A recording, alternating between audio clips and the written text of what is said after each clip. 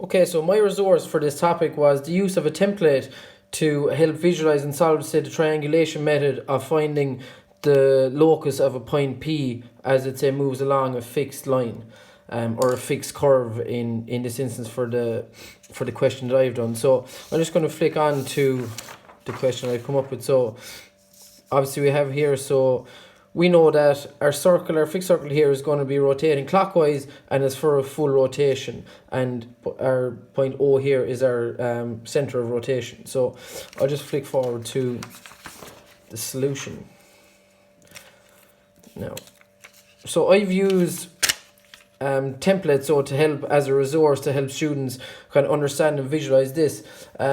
So for any normal question like this, students may have kind of struggled with the visualization of even of the triangulation method, or of how the point P moves every time the fixed circle rotates in a given direction. So I'm just going to show the advantage of. So I have my three templates here. So I've used point 4, point 7, and point 10. So if we start off with point 4. So if I put my template there and I rotate this clockwise, so we have 1, 2, 3, 4. We see that gives me a point.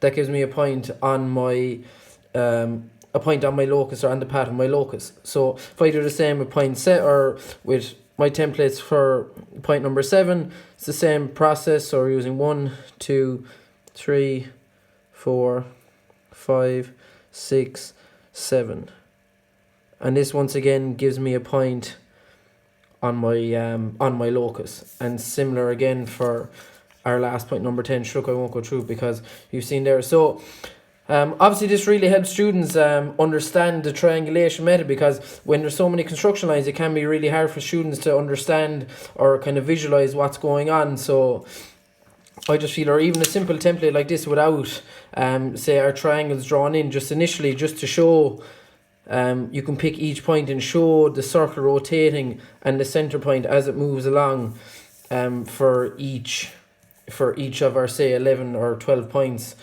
that we have in this instance. So I just think, so just to help, and I think a massive part of this is visualization for these cyclide questions, because it depends on, okay, obviously you've hypocyclized and you might be moving along, say, a fixed curve, or else you might be moving along a straight line. Sometimes students can get confused in the visualization of it. So that's where these templates really come in handy, and even just to have something like this, just so you can show students the rolling method, and even so you'll see there point P as it moves along, that will show, say, the path that it chooses.